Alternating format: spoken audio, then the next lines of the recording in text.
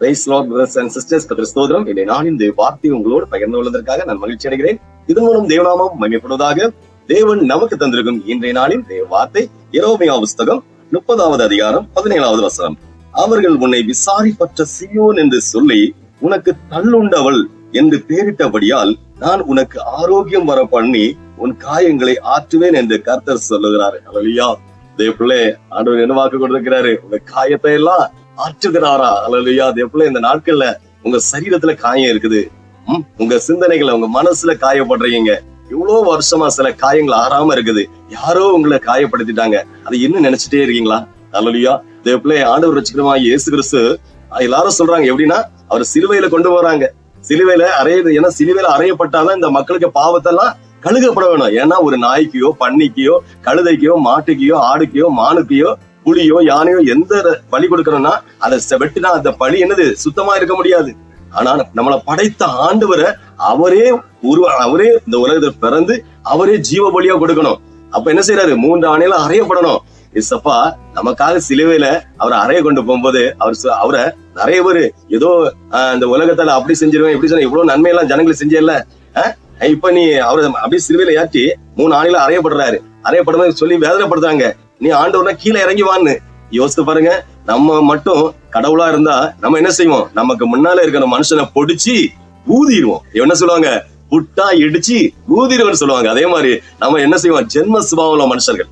நமக்கு ஆண்டவர் அந்த அதிகாரத்தை கொடுக்கல. தேவப்பிள்ளையே நம்ம ஆண்டவர் பேசுறாரு, உங்களை மன்னிகள். எப்படி உங்களை வேதனைப்படுத்துங்களோ உங்களை சத்துருக்களையும் உங்களை வேதனைப்படுத்துற எல்லாரையும் மன்னிங்கள் தான் சொன்னாரு. காரணம் என்ன தெரியுமா?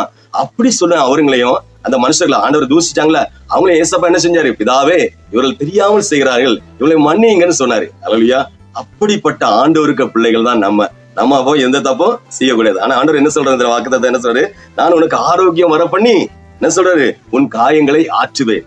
நீங்க எப்பேற்பட்ட காயத்துல இருந்தாலும், அது மனசுல உள்ள காயமா இருந்தாலும் சரி, சரீரத்துல உள்ள காயமா இருந்தாலும் சரி, அது எப்போ ஒருவேளை உங்களுக்கு வேலை எல்லாரும் உங்க கூட படிச்சவங்களுக்கு எல்லாம் வேலை கிடைச்சிட்டு உங்களுக்கு மட்டும் வேலை இல்லை, அவர் ஒரு வேதனையா இருக்குது இல்ல? உங்க கூட உள்ளவங்க எல்லாத்தையும் திருமணம் ஆகி பிள்ளைங்களை பார்த்தா அவங்க பிள்ளைங்க உங்க பகுதியோ சரீர பகுதியோ எப்படின்னா ஒரு 10 வயசா இருக்கு, அவ்வளவு 5 வயசு 10 வயசாச்சு. ஆனா உங்களுக்கு இன்னும் திருமணம் நடக்கல. அப்படி ஒரு மன காயம் இருக்குது. அப்படிதானே? எப்படிலாம் இல்ல ஹாஸ்பிட்டல் இருந்து பில்லு கூட அடைக்க முடியலன்னு வேதனையோட ஒரு காயத்துல இருக்கீங்களா? உங்க பிள்ளைங்களை ஆஸ்பத்திரியில வச்சுட்டு ஐயோ என் பிள்ளைக்கு எப்பதான் சுகம் கிடைக்கும் தெரியலையே, ஆண்டவரே எனக்கு பிள்ளைக்கு சுகத்தை கொடுங்கன்னு சொல்லி ஒரு மன போராட்டத்தின் காயத்துல இருக்கிறீங்களா? உங்க பிசினஸ்ல லாஸ் அடைஞ்சு மன அழுத்தப்பட்டு காயத்துல இருக்கிறீங்களா? இதே பிள்ளைங்க நீங்க எப்பேற்பட்ட காயத்துல இருந்தாலும் அந்த காயத்துல இருந்து வெளி கொண்டு வர்றதுக்கு இந்த உலகத்துல எல்லா மனுஷன்டையும் ஒவ்வொரு ஆலோசனை கேட்கலாம். எல்லாம் சொல்லுவாங்க இப்படி செஞ்சா நல்லா இருக்கும், அப்படி செஞ்சா நல்லா இருக்கும். கடைசி சொல்லுவாங்க எல்லாம் கடவுள்கிட்ட கேளுங்கன்னு. அல்லேலூயா. தேவ பிள்ளைகளே, ஆண்டவர் வச்சுக்கலாம் இயேசு கிறிஸ்துட்ட நீங்க எவ்வளவு பெரிய மன காயத்தோட மன அழுத்தத்தோட பலவீனத்தோட உங்களை எவ்வளவு பிரச்சனை மத்தியில போனாலும் அவர்கிட்ட ஒரு விடுதலை உண்டு. அல்லேலூயா. நம்ம இந்த உலகத்துல தேவ பிள்ளைகளே கொஞ்ச நாள் தான் இருக்க போறோம். எல்லாருமே நம்ம 2000 வருஷம் 5000 வருஷம் 10,000 வருஷம் வாழ போறது கிடையாது. எல்லாருக்கும் கொஞ்சம் கொஞ்சம் வருஷம் தான். கூட்டி போனா 80 85 60 இருக்கு, 40 இருக்கு, 20 இருக்கு. எப்ப வேணா நம்ம போலாம். வீட்டை விட்டு வெளியே போனா நம்ம பைக்ல போனாலும் கார்ல போனாலும் சைக்கிள்ல போனாலும் நடந்து போனாலும் யாரு ரிட்டர்ன் வருவாங்கிறது கடவுளுக்கு தான் தெரியும். அதனால நம்ம குடும்பத்தில் உள்ளவங்க யாரு மனைவிமாருங்க என்ன செய்யணும்? புருஷனுக்காக ஜெபிக்கணும். புருஷர்கள் மனைவிக்காக, குடும்பங்கள் யாரு பிள்ளைகளுக்காக, அம்மா அப்பா வீட்டுல இருக்கிற அம்மா அப்பா ஜெபிக்கணும். எதுக்குன்னா எப்ப ஆபத்து வரும்னு தெரியாது, யாரு என்ன மன காயப்படுறாங்கன்னு தெரியாது தேவப்பிள்ளை. அதனால ஒருவருக்கு ஒருவர் என்ன செய்யணும்? தாங்கி ஜெபிக்கணும். அப்பதான் அந்த காயங்களா மாறும். அப்ப யார்கிட்ட போனோம்? காயத்தை மாற்றோம்னா சின்ன சின்ன காயங்கள்னா சில சொல்யூஷன் இருக்கு, ஒரு விடுதலை இருக்கு. ஆனா பெரிய காயங்களை எப்படி மாற்ற முடியும்? அதை எந்த மனுஷனாலும் மாற்ற முடியாது. அது இருதயத்திலே 10 வருஷமா அந்த காயம் இருக்கும், 20 வருஷமா காயம் இருக்கும். சரி மெடிசன் என்னதான் மெடிசன் எடுத்தாலும் அந்த காயத்துக்கு விடுதலையே இல்லை, அப்படியே தான் இருக்குது. என்ன செய்வோம்? முடிவு கடவுள்கிட்ட தான் போகும். அல்லேலூயா. அவரை இயேசுப்பா என்ன செய்யறது? வாக்குத்தத்தம் கொடுக்கிறாரு, நான் உனக்கு ஆரோக்கியம் வர பண்ணி உன் காயங்களை ஆற்றுவேன். அதுக்கு முன்னால ஒரு வார்த்தை சொல்றாரு பாருங்க தேவப்பிள்ளையே. அவர்கள் உன்னை விசாரிப்பற்ற சீயோன் என்று சொல்லி உனக்கு தள்ளுண்டவள் என்று பெயரிட்டார்கள். இந்த வியாதியெல்லாம் உனக்கு மாறவே முடியாது. நீ எந்த நாட்டுக்கு போனாலும் இதுக்கு விடுதலை இல்லை. இந்த பிசாசு நிபந்தனை எந்த மந்திரவாதிட்ட போனாலும் உனக்கு இதுல விடுதலை இல்லை. சில இப்படிப்பட்ட காரியம், உனக்கு திருமண காரியம், நீ அழகும் இல்ல, அந்தஸ்தும் இல்ல, உனக்கு பேக்ரவுண்டும் இல்ல, உனக்கெல்லாம் வாழ்க்கை துணை கிடைக்குமா? அப்படி சொல்றாங்களா? அவங்களை அவமானப்படுத்துறாங்களா? நிந்திக்கிறாங்களா? வேதனைப்படுத்துறாங்களா?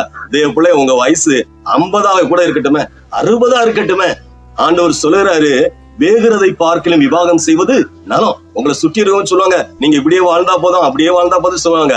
ஆனா ஆண்டவர் என்ன சொல்றா தெரியுமா? அதே போல ஆண்டவர் 2 பேரை உருவாக்குறாரு. யாரு? ஆதாம், ஏவாள். ஒரு மனுஷமாருக்கு ஒரு ஆண் இருந்தா நமக்குள்ள ஒரு பெண்ணு எங்கேயோ ஆண்டவர் எதுக்கு முன்னால உருவாக்கி வச்சிருக்கிறாரு. ஒரு பெண்ணா இருந்தா நீங்க உங்களுக்குள்ள துணை இந்த உலகத்துல எங்கேயோ ஒரு இடத்துல இருக்கு. இந்த நாட்டுல என்னன்னா ஏதோ ஒரு நாட்டுல இருக்கு. ஹல்லேலூயா. அதனால இனி நமக்குள்ள துணை யாரும் இனி பிறக்க முடியாது. புதுசா ஒரு பிள்ளை பிறந்தா அதை கட்ட முடியுமா? இப்ப நமக்கு 30 வயசாச்சு, 40 வயசாச்சு, நமக்கு துணை இனிதான் பிறக்கணும்னு சொன்னா அந்த பிள்ளை 1 வயசுல கல்யாணம் பண்ண முடியாது. நமக்கு 50 வயசா இருந்தாலும் 60 வயசா இருந்தாலும் நமக்குன்னு ஒரு வாழ்க்கை துணை இந்த உலகத்துல கடவுள் இருக்கிறார்தான் வச்சிருப்பாரு. ஆனா அதையும் தாண்டி நான் இப்படிதான் வாழ்வேன், அப்படிதான் வாழ்வேன், அதெல்லாம் ஒவ்வொரு மனுஷனுக்கும் அவங்க விருப்பம். அப்படியே வாழுங்கிறது அவங்க விருப்பம், அதை நம்ம சொல்ல முடியாது.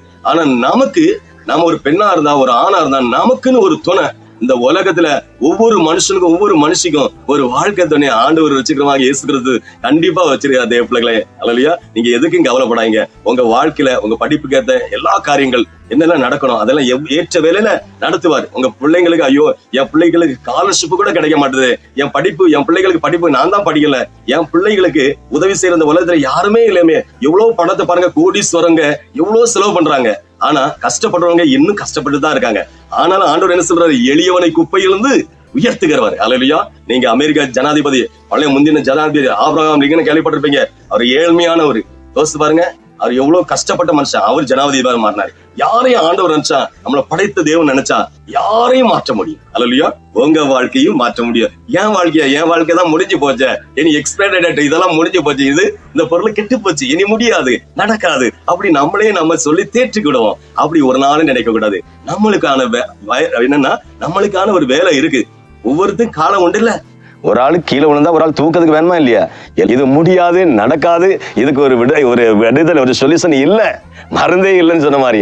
அப்படி இருந்தாலும் உங்க எல்லா காயத்தையும் கட்ட ஆண்டவர் என்னென்ன உங்க மனசுல ஒரு வெளியே சொல்ல முடியாத சில காரியங்களை வச்சு புழுங்கி போய் இருக்கிறேன்னு சொல்லுவாங்க தெரியுமா? என்னைக்கு நான் வெடிச்சு இந்த ஹார்ட் வெடிக்கும்னு சொன்ன மாதிரி எப்போ ஒரு மனுஷன் சொல்லுவாங்க, என்னைக்கு நான் வெடிச்சு சதற போறோம் தெரியாது. அவ்வளவு உள்ள பிரச்சனைகளை வாங்கி உள்ளே வச்சிருப்பாங்க. வெளியே சொல்லவே மாட்டாங்க, மற்றவங்களை ஷேர் பண்ண மாட்டாங்க. ஆனா தேவையில்லாத காரியத்தை எல்லாம் ஷேர் பண்ணி நிறைய பேருக்கு அனுப்புறாங்க நிறைய பேர். ஆனா தேவை உள்ளது, அவங்க ஒரு சமாதானமா இருக்கணும், சந்தோஷமா இருக்கணும், ஆசீர்வாதமா இருக்கணும், ஒரு விடுதலையோடு வாழணும், அதுக்கு மட்டும் ஷேர் பண்ண மாட்டாங்க.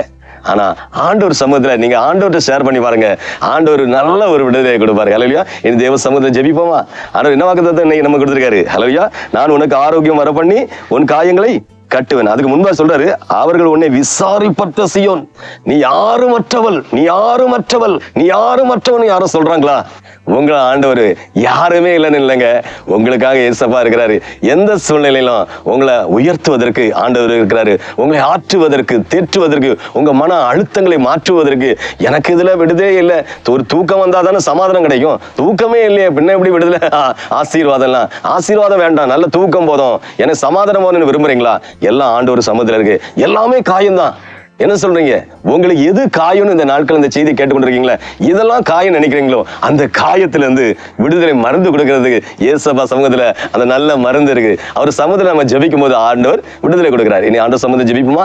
ஹல்லேலூயா. பரிசுத்த தகப்பனே, ஏசப்பா இந்த அருமையான வேளையிலும் அவர்கள் உன்னை விசாரிப்பட்ட சீயோன் என்று சொல்லி உனக்கு தள்ளுண்டவள் என்று பெயரிட்டபடியால் நான் உனக்கு ஆரோக்கியம் வர பண்ணி உன் காயங்களை ஆற்றுவேன் என்று ஆண்டவரே சொன்னீரே தகப்பனே. இந்த நாள்ல இந்த செய்தியை பார்த்து கேட்டுக்கொண்ட ஒவ்வொரு தேவ பிள்ளைகளும் வாழ்க்கையிலும் ஆண்டவரே, நான் யாரும் மற்றவள், அனாதை, என்னென்ன சூழ்நிலை இருக்கிறாங்களோ, என்னென்ன வேலை, பிசினஸ், படிப்பு, எந்த சரீரத்துல பலவீனம், எல்லா காரியத்திலும் என்னென்ன காயங்கள், மன அழுத்தங்கள், மன போராட்டங்கள், என்ன பிரச்சனைகள் இருந்தாலும் எல்லா காயத்திற்கும் நான் உனக்கு ஆரோக்கியம் வர பண்ணி உன் காயங்களை ஆற்றுவேன் என்று சொன்னீரப்பா. இவங்களுடைய வாழ்க்கையில இவங்க எல்லா காயங்களையும் ஆற்றி உடைய பரிசுத்த ரத்தத்தால் ஆண்டவரை துடைத்து ஆண்டவர் காயங்களை எல்லாம் ஆற்றி விடுதலை கொடுத்து மேன்மைப்படுத்தி ஆசீர்வதிப்பீராக என்று மீட்பர் இயேசுவின் நாமத்தில் ஜெபிக்கிறேன் ஜீவனுள்ள பிதாவே.